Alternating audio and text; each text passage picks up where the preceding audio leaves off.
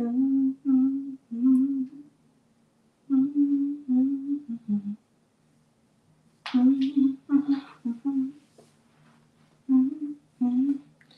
I feel like I'm always humming something. Hi everybody. I am live. I am live. I am live. I am here. I am ready for another week of the show. God, life has been busy, and so the show is a little bit delayed. However, I am here. It is always important for me to have this show no matter what I have going on.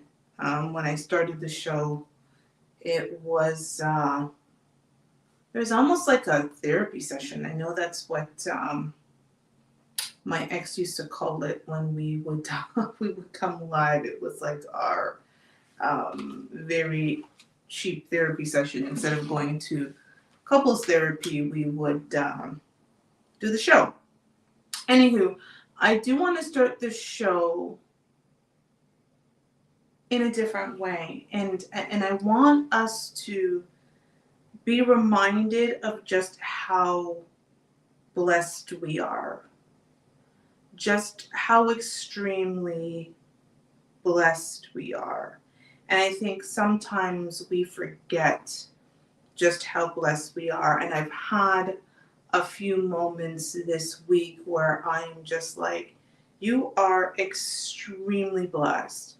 And that is not to be taken for granted, how blessed you are. And I think about where I was 6 months ago, the night before I was getting ready to leave Phoenix and really having no clue what I was going to do. And I look at my life 6 months later, and I am so extremely blessed. And I think we need to take a moment and always remind ourselves that there's someone out there that's praying for our problems, right? Someone out there is wishing that the problems that you're trying to pray away, that was actually their life. So I really want to start this show just reminding people not to forget just how extremely blessed you are no matter what is going on in your life.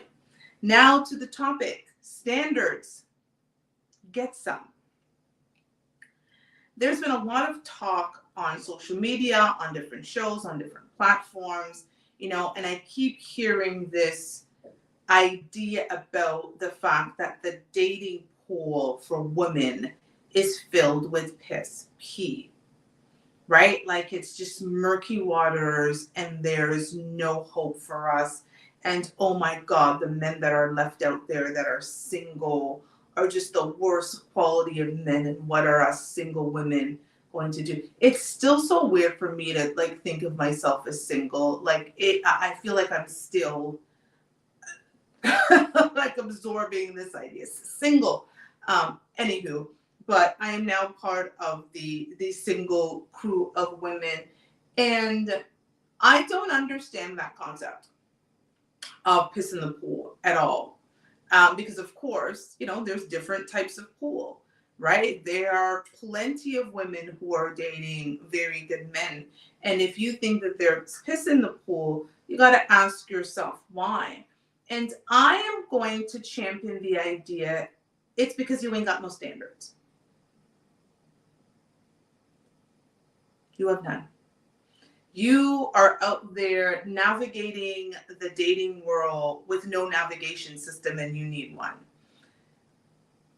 And I'm not talking about him being over 6 feet tall. Like that is not a standard. That is a nice to have, right? It's a nice quality to have. There are a lot of us who love tall men. I'm gonna put my hand up. I have dated 6'7", 6'5", 6'3", 6'9", 6'11". I haven't gotten to 7 feet yet, but I will put my hand up and say I am definitely one of those women who like tall men. But being tall is not a standard, ladies. It's a nice to have. It may be a preference, but it's not a standard, right? It's not a standard for dating. And so just like with anything that you do, you have to have some type of plan. And we cannot be going out there navigating and wading through the dating pool and have no standards and are being captivated by things that we shouldn't be captivated by. Right? Like it's a nice thing when a man is tall. It's a nice thing when he's handsome. It's a nice thing if he's got a big peen, right? Those are nice things. But those are not the standards by which you should be judging the man that you're with. And just for the purpose of this, I'm going to define what the word standard means. This is coming from Oxford Dictionary. So there were two definitions that they had. One, the first one, a level of quality or attainment. And the second was an idea or thing used as a measure, norm, or model in comparative evaluation. So, standards are things for which you have to attain. That means that somebody has to rise to the occasion. You have these standards. They're generally standards that are up here, and somebody has to rise to the occasion. What are some examples of standards? Respectful, a man who's compassionate, a man who is ambitious and goal-oriented, a man who treats people well, a man who, if you've got a parental gene in you and you care about that, like a man who's well with children, right? He was a good father. He's a man who other people say is a good man. A man who shows up for you, right? That's a good standard to have. A man who shows up for you, right? What are the things that you're basing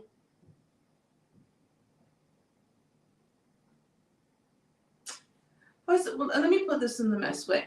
What are you using to deciding when to get into bed with a man? When to give him your vagina? What are those things? And it's not money. It's not looks.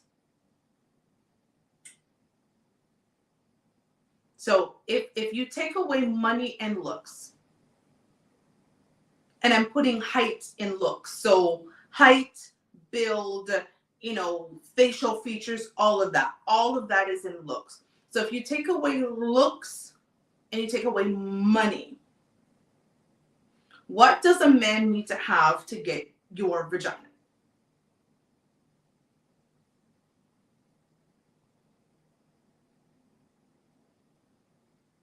And how does he prove that he has those things? I'd love to pause for dramatic effect, by the way. How does a man prove that he has those things? Because we're saying that there's piss in the dating pool, but we're the ones who created the piss by going around and having no standards and sleeping with every Tom, Dick, and Harry and having every Tom, Dick, and Harry's baby. I'm sorry, what? And it's really not even every Tom, Dick, and Harry, right? There is a certain number of men that we're all dating. And again, I'll put my hand up. I'll be, guilty of it. I can't imagine how many women my ex had ran through before me, right? Because he is the men that you guys say you all want. 6'9", former professional athlete. I mean, you guys don't generally ask for smart, but I asked for intelligent. He had 2 degrees, smart as a whip, and he was fit. My ex was handsome. He's a handsome man. And that's why he had an ex-wife with 2 children and then a baby mama with 2. That's why that man's got 4 babies. Because women want to have sex with him and therefore procreate with him. And that's why I left him, because he had sex with a lot of women and procreated with them. And I didn't want no part of that. I'm not trying to raise somebody else's baby. But that's what you guys say you want. But what are the standards by which you would judge him? A lot of women were giving my ex vagina simply because of the way he looked. They didn't care about his intelligence. They didn't care about his resilience. They didn't even know anything about the 2 degrees. They didn't know about his life story. They didn't know about the things he overcame. They didn't care what books he read. They didn't care about his ambition. He was 6'9", and he was a professional basketball player, and he had a good peen. That's the standards by which apparently we now use to sleep with men and give them babies. Ladies, I am not mad at men. I am not mad at men for where we are right now in society, because if you look at history, women have set the moral standards. We set the moral standards. When men were showing up to sit down with our fathers, it's because they knew that that's the only way they could get to us. They would sit down, they would have a conversation with fathers. They would bring roses. They would do whatever they would need to do to court you. And these women didn't just give away their vagina. A lot of women were getting married as virgins, right? Now we're way past that, but there were standards that they had. Rest in peace to my daddy. But, you know, what he thought about the men in my life was important. When he had conversations with them, what did he think? It was important. I would tell my daddy about the type of men I was dating. I would go through scenarios with my dad. His opinion mattered. Why? Because he was a man and he knew men. I do the same with my stepbrother. I have conversations and he'll point out the red flags when he sees them, and I either ignore them or I listen to them. But the reality is there are standards. Someone has, where's your partner? Hi, I haven't watched y'all in a while. I was so excited to catch you tonight. Unfortunately, we're not together anymore.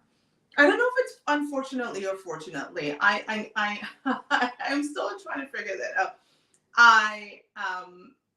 We have not been together in 2.5 months. We ended our engagement and we decided to go our separate ways because our life was headed in different directions.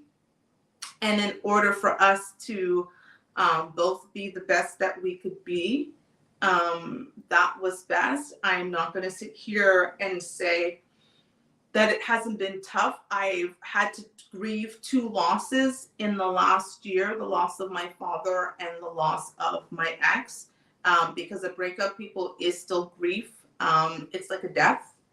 And so it has not been easy with that regard. But my life, as I was explaining in the beginning of the show, my life has been so blessed.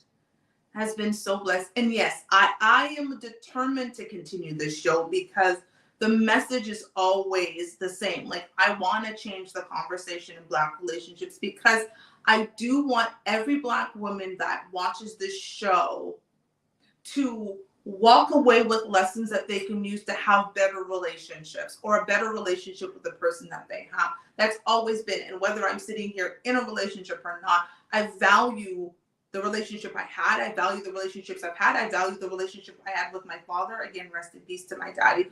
I value the relationship that I have with all the men in my life. And I think there's a value that you put on that. But I have these relationships with people because the men in my life show up for me. Hey, Vegas Lights bitch. I know everyone asks when they don't see him. Where's Rob? We made quite the pair. We did. But life was lifing. And we had to make decisions that were best for our individual selves. And sometimes that can be tough for people in relationships. Like, we separated in love. There was no animosity on either one of our parts. It was a very respectful ending, but we also knew that in order to do what we both needed to do in our lives, we couldn't be together. And I won't lie, it's not been easy. Like I still think about like single. I can't believe I'm single. I have not intimately been with another man since I left Phoenix in March of this year. It's actually been 6 months tomorrow. And I refuse to be intimate with another man until I am in a space where mentally and physically I'm ready for that. And a man shows up for me in the way Rob did. We were adorable. We really were. We were. And I won't lie, that it's tough when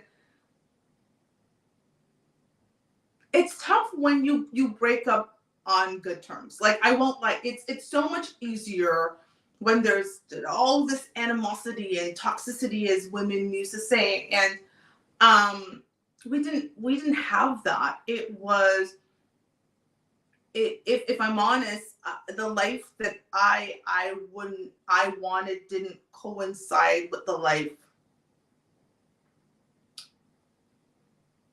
we were living. And that, I guess that's, I mean, I have a couple of shows back about, the depths of the breakup, but I love him. I wish him nothing but peace and prosperity and love, and everything that comes with that. Unfortunately, our ending wasn't the ending we had hoped for, but it was the ending that was meant to be, because my life has flourished since then, and I pray the same for him. I pray for him that his life has also flourished, and that's what I will say about that. Anywho, but getting back to it, the thing about getting with someone and having a good life with them is, it's okay for people to have to rise to the occasion, right? And I'm not talking about like 3-month rules, and I'm not talking about 10-date rules, and I'm not talking about that stuff, right? Like, I'm not talking about putting arbitrary numbers on when you have sex or all of that. I am talking about actual freaking standards. If you want a man that's respectful, has he shown himself to be respectful? If you want a man that's ambitious, has he indicated and shown in his life that he's ambitious? Do you know about the trajectory of his career? Does he have a career? Y'all out here dating drug dealers and all of these things, and then mad when life doesn't turn out for you. What do you Americans call them? Pookies and Ray Rays? Can somebody actually explain to me what a Pookie and a Ray Ray is? As a non-American, I've never understood, because someone had the nerve to say to me that it was clear that I date Pookies and Ray Rays, and I'm like, hello, my ex. Like, I'm sorry, Pookies and Ray Rays have 2 advanced degrees. All right, Pookies and Ray Rays are smart and intelligent. I thought Pookies and Ray Rays were like drug dealers. I don't know, but if somebody in the chat could explain to me what the hell a Pookie and a Ray Ray is, for my non-American knowledge, that would be terrific. Anywho, you cannot date men who have no value for life and then question why they didn't value you. Like, I hear these stories of women getting into relationships and then giving away their vagina, which is, by the way, our power. That's all we got. That's what they want, right? We want their money and they want our vagina. Let's just be clear. Like, let's not pretend. That's what it is, right? Protection and provision is money. That's what protection and provision is, right? A man wants offsprings. Let's just take it biblical, right? Like, he wants offsprings. That's your vagina. That's how it's been. That's why it's always going to be. I don't know why people get mad at it. That's the reality. That's life. That is what it is. Simple, point blank. Let's like, right? Like, let's just go straight to, exactly, that's the base. That's where we start. Money, vagina. Let's start there. However, what a man spends his money on,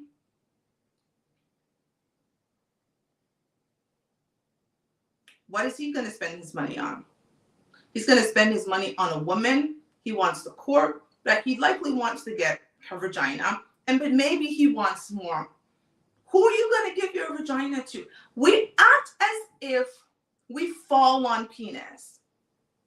We act as if we pop up pregnant for deadbeats. We act as if men are just toxic and we are amazing women, but we have these narcissists and toxic men and all of these things happening, and we just don't know how it's happening.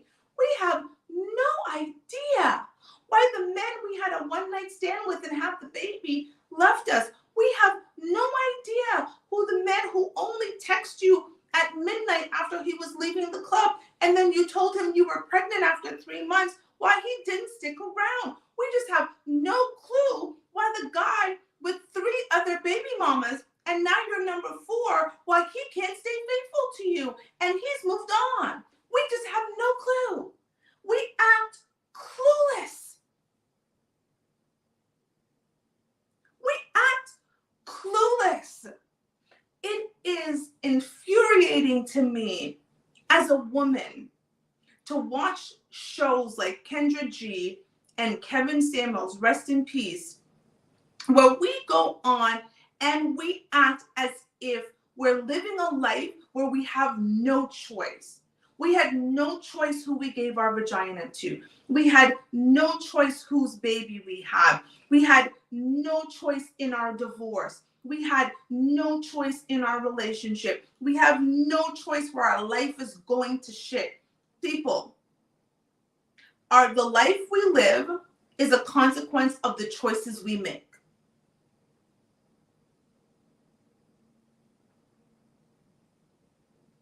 Women, we choose who we give our attention to. We choose who we do not give our attention to. We decide who we have sex with. That is a choice. We decide whether that man wears a condom or not when we have sex with him, because if he does not, if you ask him to and he does not, that's considered something completely different, right? We decide whether or not we are on the pill. We decide whether or not we're off the pill. We decide whether we allow a man to ejaculate in us. We decide if we find out that if we're pregnant, or we decide if after the ejaculation, whether we're going to just let that be or go take a plan B. We decide if we didn't take the plan B and we find out that we're pregnant, whether we're going to have baby. These are all the choices that we make. Yes, girl. I love that. Candy, I love this. Candy, I don't know if you remember me joining y'all in the beginning shows. My name was Candy then. But the first thing I did was tell y'all that I was absolutely the toxic one in my past relationship. And that's so important. It's so important to acknowledge that you're the piss in your pool. A lot of women are out there blaming men, saying that, oh, they're the piss in the pool. You're the piss in your own pool. You are, not the men. You. Why is it that you keep getting in a toxic relationship? Why is the man always a narcissist? Why are you always being gaslit? Could you be the problem? And why? Because you don't have any standards. It is not enough for him to be tall, handsome, and spend some money for you for your vagina to tingle. That doesn't make my vagina tingle. Love that. Candy has always said one of the reasons I'm still single is because I don't want past traumas I've decided to heal. Vegas Lights bitch said it's called accountability. And it's something that we lack. A lot of us lack accountability. Candy also said, my dad always says you attracted what you're going through. Oh, yes, daddy. You absolutely do. And a lot of us are going out unhealed and unhinged into the dating market. There is absolutely no way you're going to attract positivity when you're breeding negativity. I don't get to sit and live the life that I'm currently living, which by the way is very blessed. I am so truly blessed and fortunate for the life that I'm currently living in ways that I cannot even explain. I could not have imagined 6 months ago that this is the life I'm living. And yes, I don't have Rob with me. However, other than that, like, my life is going this way. But it's because I'm breeding positivity. Nothing grows in negativity. Like, this idea of you spent 5 years in a toxic relationship. Do you understand what it means to be toxic? Nothing actually grows in a toxic environment. And therefore, there is no way you were in a toxic relationship for 5 years and that thing was allowed to grow. You were also toxic. Let's just get to straight biology. Nothing grows in toxicity. There are reasons that there are certain planets while there will never be any humans on them, because it's actually a toxic breeding ground. So this idea that you had a 5-year relationship or a 10-year marriage and it was all toxic is bullshit.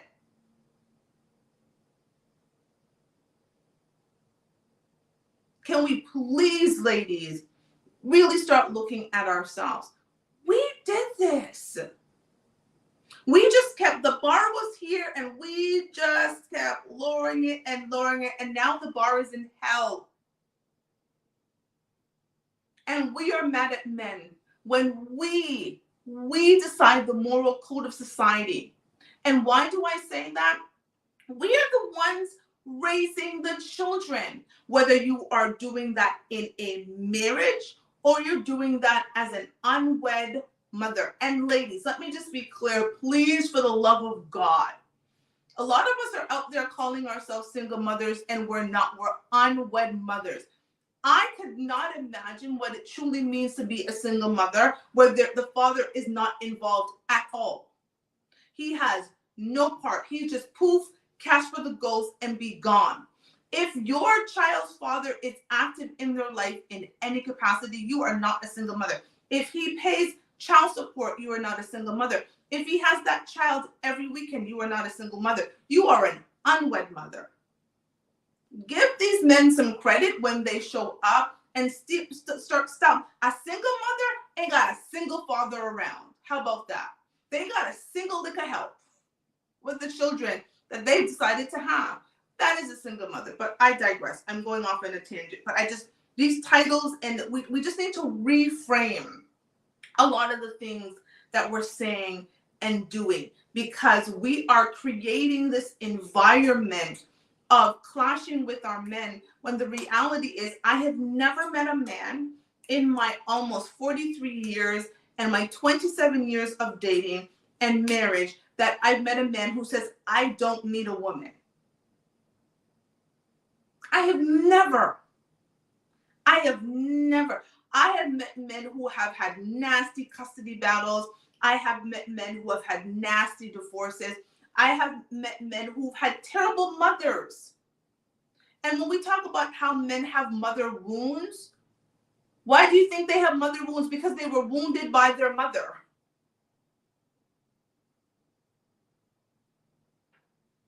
We act as if men just show up with mother wounds and nothing happened. Wounded by mother, the first woman that they were supposed to love. That's kind of important for you to know. How about that be a standard for you? A man has to be healed. You need to know, what is the relationship, the first fundamental relationship you had with a woman. What was that like? And I would say the same for men. That's one of the things my ex used to talk about, was the fact that I would talk so much about my dad and my relationship with my dad. And one of the first trips that we were going on was for him to go meet my dad. And unfortunately, we couldn't. It was COVID and my father got dementia, so he wouldn't even know. But I that was the plan. We were on a trip to go see my dad because my dad was such an important part of my life. He's a fundamental piece. I love my daddy. And so as a woman, You can't say, I want a man who's got a great relationship with his mother and it goes through that, but you have no idea about that relationship and how it progressed throughout his life. You haven't thought about how the impact of either having a drug addictive mother, an upset mother, an abusive mother, overbearing mother, whatever the mother was that has created that man. You haven't looked into that. Are you having conversations with these men and finding out key fundamental things on your list of standards? Good relationship with mother. Men, if he didn't have a father, did he have men in his life that taught him how to be a man? How does he define being a man? What does that look like? What is his definition of a good man? Who are the good men in his life from which he takes inspiration? Those are called standards. Not a big peen, not height, not money.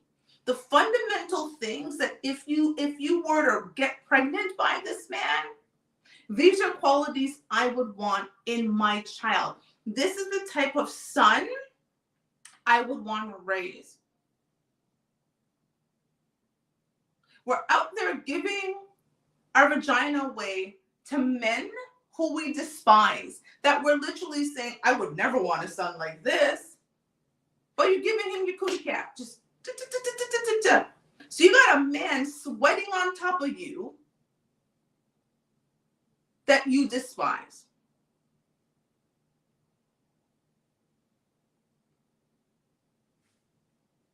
How is that possible?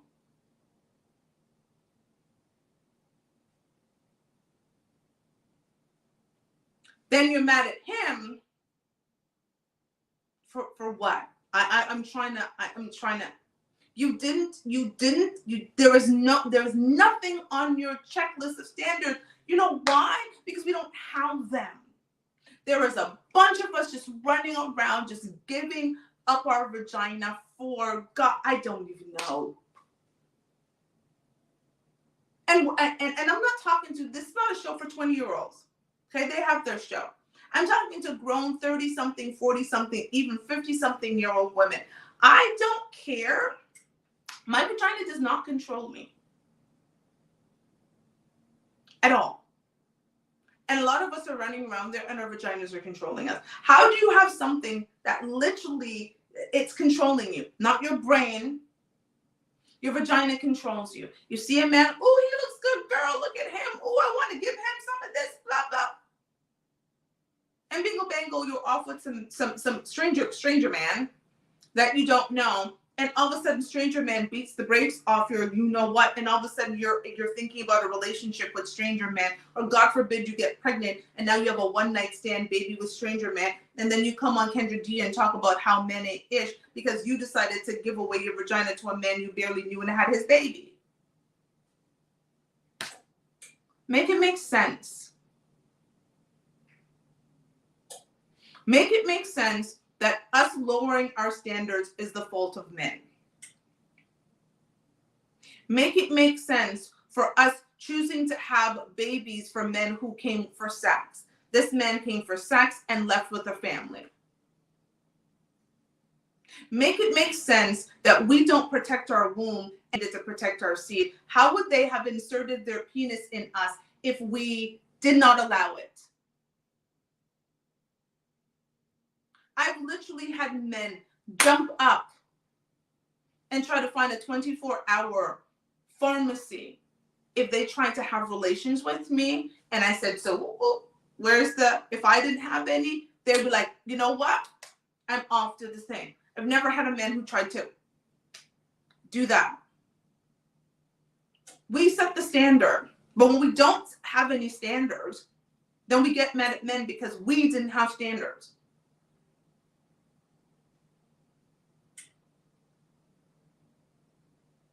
That's ass backwards.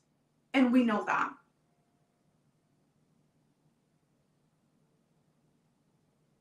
if more of us came together in the women's meeting that I want to call, okay, it's a Black women's meeting all across this nation, Canada, the United States, so North America, Africa, Europe, all of us, all Black women all around the world, we came together and started sitting down and talking about what standards we were going to use to measure the men who we decided to give our very precious vagina to. Things would change. They're not going to change because we keep doing the same thing. I am tired of seeing women come on shows with 6 kids and 6 baby daddies. I really thought that was something I used to see just on Maury. I was like, this is a phenomenon. This is interesting. Wow, that much. And then I started seeing more and more and more. And now they're coming on proudly on Kendra G, because Kevin Samuels, again, rest in peace, they're coming on very proudly. They're coming on Kendra G with their 6 kids and 6 baby daddies, and the kids are 7, 5, 3, 2, 1, 6 months. Like it's crazy, some of these stories. Women are coming on in their bonnets and, you know, eyelashes that if they flap, they could fly away, looking just a hot mess. And then talking about the type of men they want and nothing about his character. We have literally put the bar in hell. The bar is now in hell. Who's going to rise to the occasion? No one needs to, because it's down there.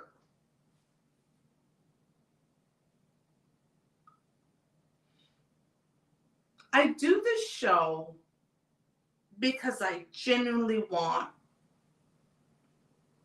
Black women to experience at least once in their life the type of love I've got to experience in mine, especially in my last relationship.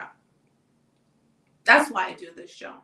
I do this show so that families can go back to what they were, Black families. I bare my soul, my heart, and my business in front of all of you for that reason. I actually have made it a mission of mine to change this conversation. I might be sitting on this couch or another couch 10 years from now doing the same thing, because this is how much I want that. I am tired of these broken telephone narratives about Black relationships, and I look around and I see beautiful Black relationships. I see them all around me.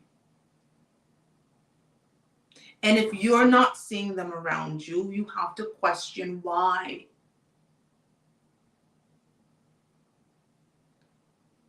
The life we live is based on the choices we make.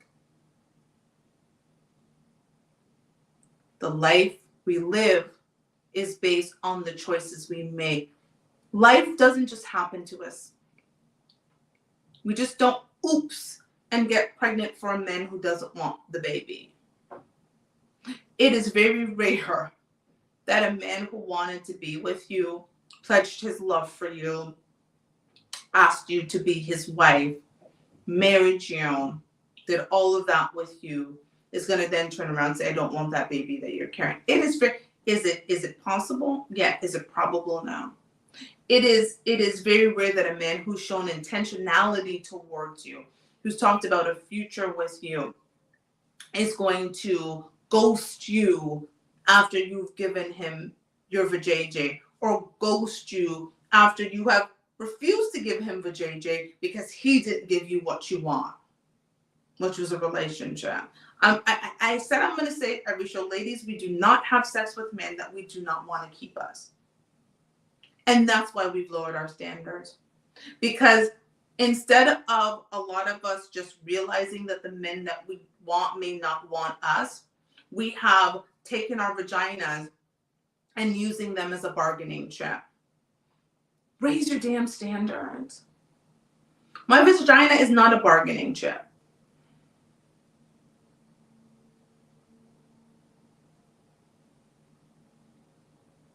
It doesn't, my vagina isn't a separate part of me. It's a part of who I am. And he either wants all of me or he gets none of me. But we're out there parceling ourselves. Vagina for you. Okay, you didn't work out. Vagina for you. Oh, you do. And it's just parceling out the vagina. And that man gives not two craps about you. You don't know anything about him. You haven't even thought about, again, is this the type of man I would want my child to be?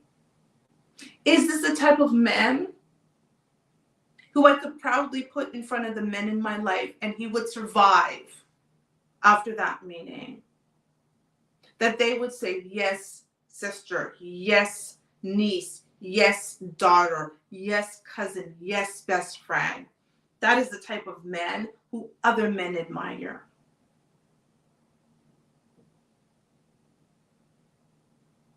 Why don't we want to date men that other men admire? It doesn't matter what our girlfriends say. Girl, he fine. Girl, he this. Girl, he that.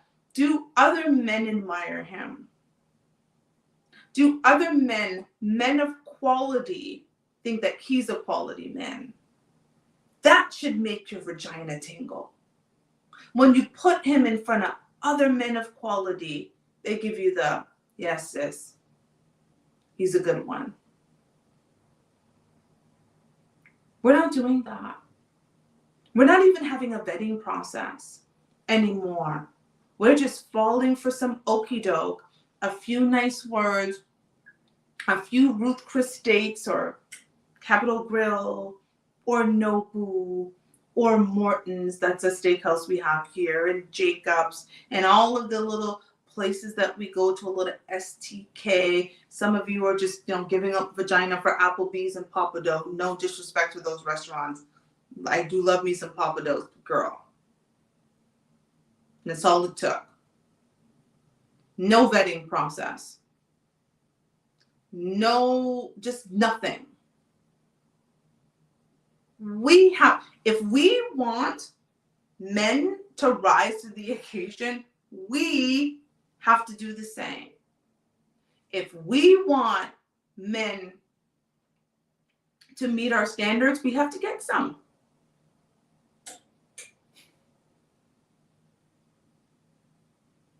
And from what I'm seeing, we have a sisterhood, ladies out there, that don't have any. And for those of us that do, it's making it very difficult for us. It's not the man's fault.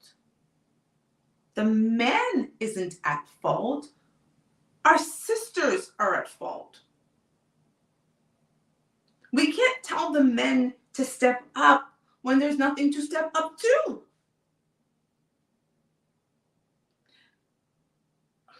Literally, all you have to do is watch an episode or two of Kendra G, or go back and watch a couple of episodes of Kevin Samuels to see how far we've fallen.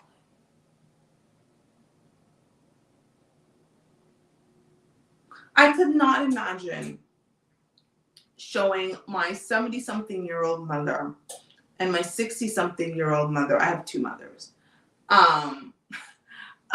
these clips and them thinking that that's an amazing representation of Black women or womanhood as a whole. I could not imagine showing these two women in my life. I couldn't imagine showing my 50-something-year-old sister who's been married for donkey years.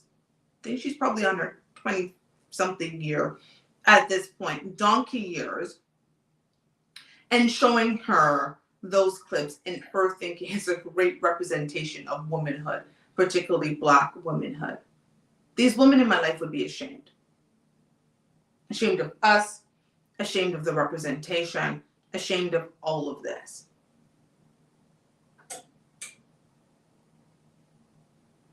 We need to stop coddling our sisters and start telling them the truth. Yes, it might be probable to have 6 different children by 6 different men and find a man who loves you and wants to be with you and wants to take all of your little liabilities and take care of you. And then, yes, it's possible. Is it probable? If you're a woman with 6 baby daddies, is it the 6 baby daddies' fault, or at some point shouldn't you be looking at yourself? Because you gave 6 men who did not want to be with you babies. The highest honor a woman can give a man, the highest honor we give a man is to give him a child, especially his first child. Me and my daughter's father have gone through some rough patches in the last almost 22 years of being a parent to our daughter. But he admires, I gave him his first child and I won't say his only, but my only child. I did not go around blessing a bunch of men with babies. That was for one man. And we still talk about that. He's still like, I think that's amazing. I didn't go around and just, oh, well, that didn't work. I'm going to have a baby with you, and I'm going to have a baby with you. Ladies, babies are not souvenirs we have with every relationship. Babies shouldn't be a reminder of every failed relationship you've had in your life. Stop it. Stop. That is not a man's fault. Your choice to have a baby with a man who did not show up intentional in your life, that is not his fault. We need to stop it. And then we get mad at men, and that anger spills into us not wanting that man to be around the child and making it difficult, and then be upset when he doesn't want to be around the child that he didn't want in the first place, that you had, because you didn't have any standards. And don't give me, well, he told me. Most of these men haven't told us anything. They haven't even shown us anything. These men are not showing you anything for you to think that that man wants a relationship with you, but you pop up pregnant and get mad at him because he doesn't want to be tied to you forever. Having a child with someone is a forever commitment, and that's why I had one. You only got to do something once, so you don't like it. But some of y'all are just going and do rinse and repeat, rinse and repeat, rinse and repeat, rinse and repeat, rinse and repeat. But somehow it's the man's fault that you don't have any standards for your womb. Can we please get some damn standards? Stop saying the pool has piss in it when you're the piss. You've pissed in your own pool.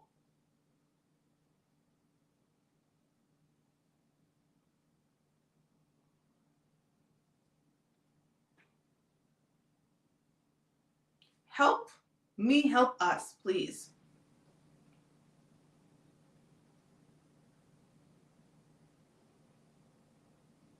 Because even the 20% of men they say that we're all dating, the over 6 feet, the over 6 figures, and whatever the list of things now, that even they would have to rise to the occasion if we had some standards.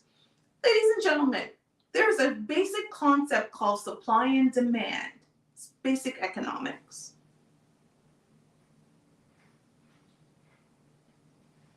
There has to be enough supply for the demand. If we are the supply and men are demanding something from us and we are not supplying it, they have to elevate. They have to do better. They have to be better. But when the standards are deep in the depths of hell, again, one episode of Kendra G will tell you that standards are deep in the depths of hell. And I used to think that these things were one-offs. I used to watch these shows and I used to think, oh no, that's just a one-off. Oh, that poor child. And then I started watching more shows and more shows and more calls and more shows in different states and now different countries. I won't lie. I used to think, oh, this is a Black American woman problem. I am Black, but I'm not American. I'm Jamaican. I grew up in Toronto. Whatever, that's their problem. And then you watch more and you hear different people with different accents and different things coming on saying the same shit. And you're like, are we doomed? I would like to think we're not. I just think we need to do better. Our vagina should not be controlling how we react to men. My vagina doesn't control me. If that was the case, I'd be effing down the city after this breakup. I get offers all the time. I've taken not one. I have not had relations since I packed up my bags and left my ex there where I left him. He wasn't my ex at the time. We were still together. 6 months tomorrow, I got on a plane and I came back to the city I grew up in. And I said, I'm good. Because until a man is as intentional with me as my ex was for 2 years, 8 months, and 2 days, he doesn't get access to me. Not in that way. Because I have standards.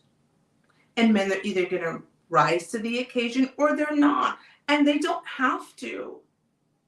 A man is not required to do anything for me. He has no obligations to me. But the one or ones that do,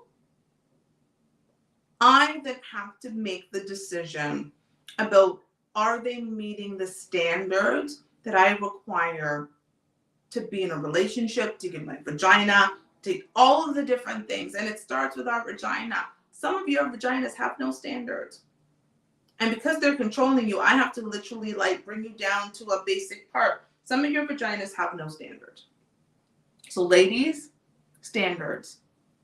Get some. That is the end of the show. I actually have another show. If you guys do not know, I host another show Wednesdays at 9:30. Please go follow me at Not Your Typical Girl Talk on Instagram, on YouTube. I'm also on YouTube on this show. So if you are on Instagram and you are not subscribed to my YouTube channel, please go look up Fuck Your Feelings, the show, and YouTube, and subscribe. And if you're on YouTube and you are not following me on Instagram, also go to Fuck Your Feelings, the show. I appreciate you guys. I love you guys. Thank all of you who are supporting me and are continuing to support me. Even though Rob is no longer on this chair, I am continuing to change the conversation around Black relationships. I am passionate about us, our community, and for us to be a better community, we need better relationships. So I appreciate you all. Good night. I've got 5 minutes before my next show. Bye.